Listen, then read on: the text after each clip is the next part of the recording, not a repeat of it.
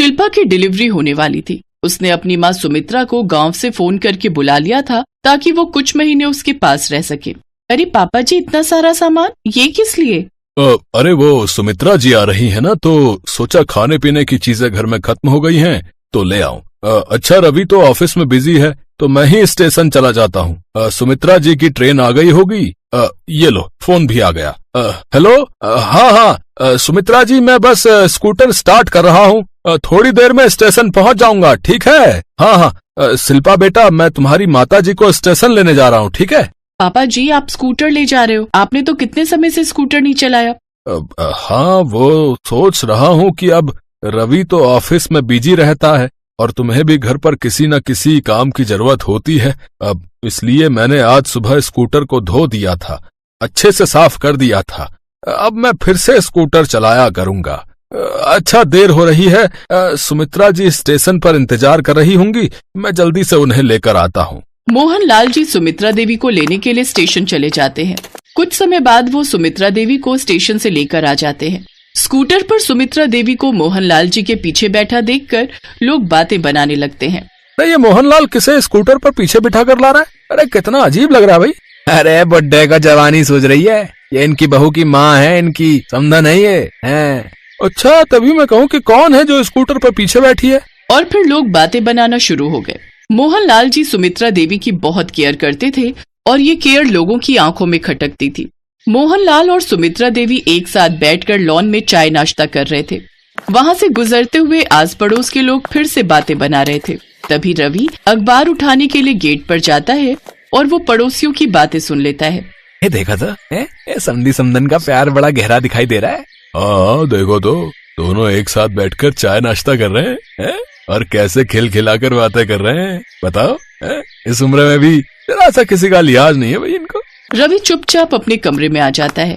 अचानक शिल्पा को labour pain शुरू हो जाते हैं और वो बात बीच में ही रह जाती है। सब लोग शिल्पा को लेकर अस्पताल जाते हैं। कुछ घंटों बाद शिल्पा की डिलीवरी होती है और वो एक बेटे को जन्म देती है। घर में बच्चे के आ जाने से सब लोग बहुत खुश थे।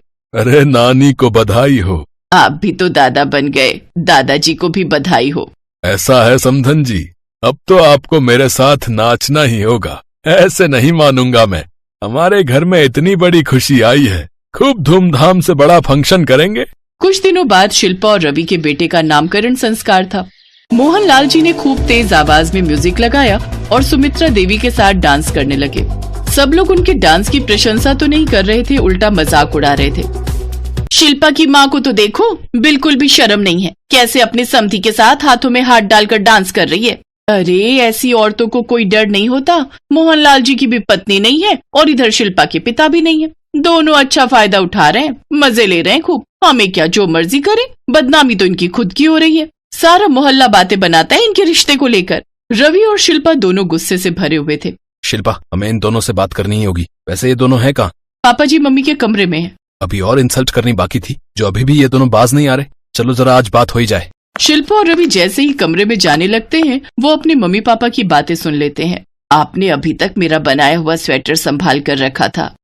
सुमित्रा, मुझे पता है, जब मैं गांव में पहली बार आया था तो तुमने मेरे लिए ये स्वेटर बनाया था। निशानी के तौर पर मुझे वो समय आज भी याद है। मेरी मास्टर की नियुक्ति हुई थी और मैं कुछ दिन तुम्हारे घर ही ठहरा था, पर समय और हालात ने उस समय हम दोनों को नहीं मिलाया और हमारी शादी अलग अलग जगह हो गई। क्या आप अभी भी मुझसे इतना प्यार करते हैं? पर मुझे यही कहना है कि अब दुनिया हमारे बारे में बातें कर रही है। उम्र के इस पड़ाव पर हमें ये सब सोचने का कोई हक नहीं। मैं जानता हूँ सुमित्रा, ना हम उस समय मिले थे, ना हम अब मिल सकते हैं, पर मेरे दिल में हमेशा तुम्हारे लिए प्यार और सम्मान रहेगा।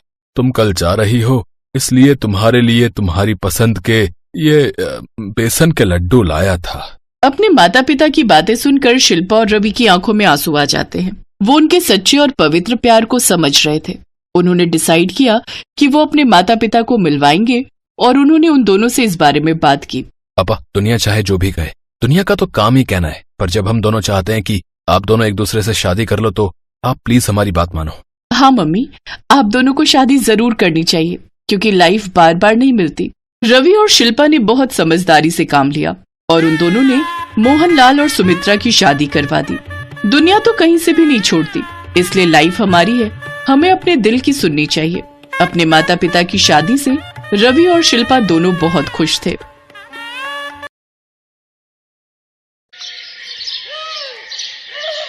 स्वाति पिछले कुछ दिनों से बहुत परेशान थी। शादी को अभी 1 महीना भी पूरा नहीं हुआ था, फिर भी स्वाति को देखकर ऐसा लगता था कि उसके चेहरे पर कोई खुशी नहीं है।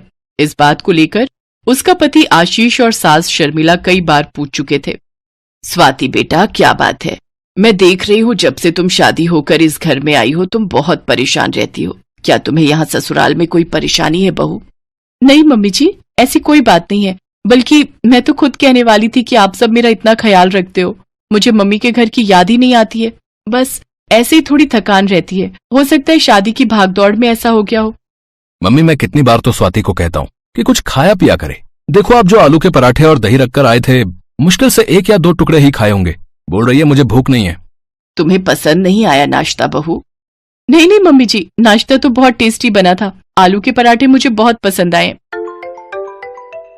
1 सेकेंड, मेरा मोबाइल बज रहा है, मैं अभी आती हूँ। स्वाति दौड़कर कमरे में जाती है और फोन उठाती है। हेलो मनोज, मैंने तुम्हें कितनी बार कहा है मुझे ऐसे टाइम बे टाइम फोन मत मिलाया करो।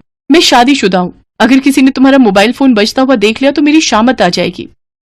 क्या करूं डार्लिंग, तुम्हारी आवाज सुनने को दिल तरस रहा था, बस इसीलिए तुम्हें फोन मिला लिया। अच्छा ये बताओ, मिलने कब आ रही हो? 1 महीना होने वाला है तुमसे मिले हुए। मैं तुमसे मिलने नहीं आ सकती, मेरा आना मुश्किल है। देखो, मुझे मना करके तुम गलती कर रही हो। तुम जानती हो ना कि मैं क्या कर सकता हूँ। मनोज, तुम ऐसा क्यों कर रहे हो? तुम्हें अपना बॉयफ्रेंड बनाना मेरी जिंदगी की सबसे बड़ी भूल थी। तुम मेरी प्रॉब्लम से नहीं समझ रहे हो और तुम इतना गिर जाओगे ये मैंने कभी नहीं सोचा था। तुम तो कहते थे कि तुम मुझे बहुत प्यार करते हो। क्या प्यार करने वाले इस तरह से ब्लैकमेल करते हैं? देखो, मेरे पास तुम्हारी ये फालतू बातें सुनने का टाइम नहीं है। या तो तुम मुझसे मिलने आओ या फिर मैं तुम्हारे बारे में। नहीं नहीं मनोज, तुम ऐसा कुछ नहीं करोगे। ठीक है, मैं मौका देखकर तुमसे मिलने जल्दी आऊंगी, पर प्लीज मैं तुम्हें खुद कॉल करूंगी। तुम मेरे नंबर पर फोन मत करना। आशीष और माँ पापा जी मेरे आसपास ही रहते हैं।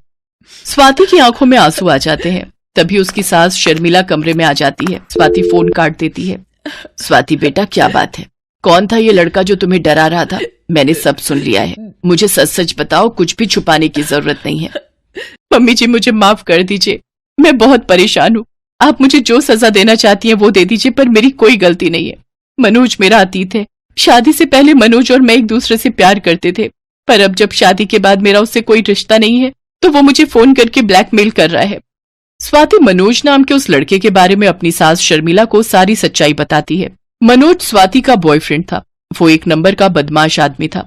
वो आए दिन लड़कियों को फंसाता रहता था, इसलिए स्वाति ने मनोज का साथ छोड़ दिया और अपने पापा को आशीष के लिए हाँ कह दी। पर अब शादी के बाद मनोज स्वाति को ब्लैकमेल कर रहा था, जिस वजह से स्वाति बहुत परेशान थी।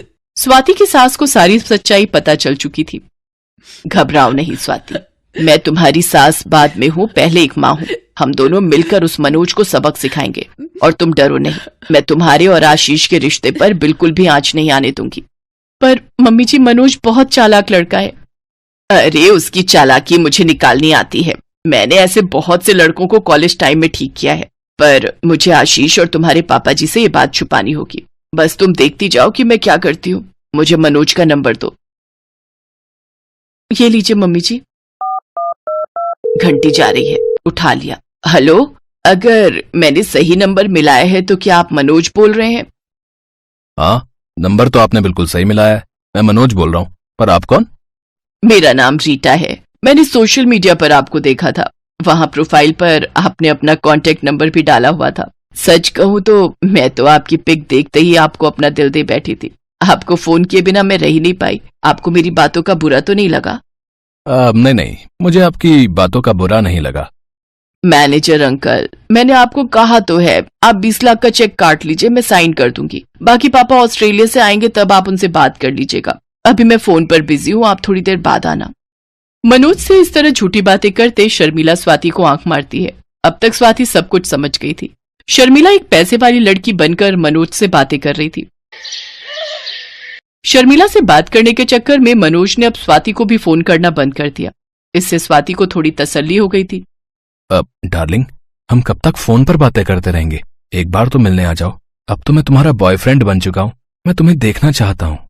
ओ बेबी, मैं भी तुमसे मिलने के लिए बहुत तड़प रही हूँ, पर क्या करूँ, पापा भी ऑस्ट्रेलिया से आए नहीं है। यहाँ ऑफिस में बहुत काम है, करोड़ों की डील फाइनल करनी है आज मुझे। अच्छा ठीक है, मैं तुमसे कल शाम को 6 बजे मिलती हूँ। एक काम करती हूँ, मैं तुम्हारे घर आ जाऊंगी, वो ठीक रहेगा? हाँ बिल्कुल, मैं तुम्हें अभी अपने घर का एड्रेस भेजता हूँ। मैं तुम्हारा बेसब्री से इंतजार करूंगा जाने मन। मनोज पूरी तरह से शर्मिला के जाल में फंस चुका था। अपनी सास की ऐसी एक्टिंग देखकर स्वाति भी हैरान थी। स्वाति बेटा, अब एक आखिरी दाव और खेलना है। कल तुम ठीक 5:30 बजे मनोज के घर पहुंच जाना, और उसके बाद मैं तुम्हें सब समझा देती हूँ तुम्हें क्या करना है। मम्मी जी, आज के जमाने में कौन सास अपनी बहू की ऐसे मदद करती है? आप मेरे लिए जो कर रहे हो ये कोई भी नहीं करता।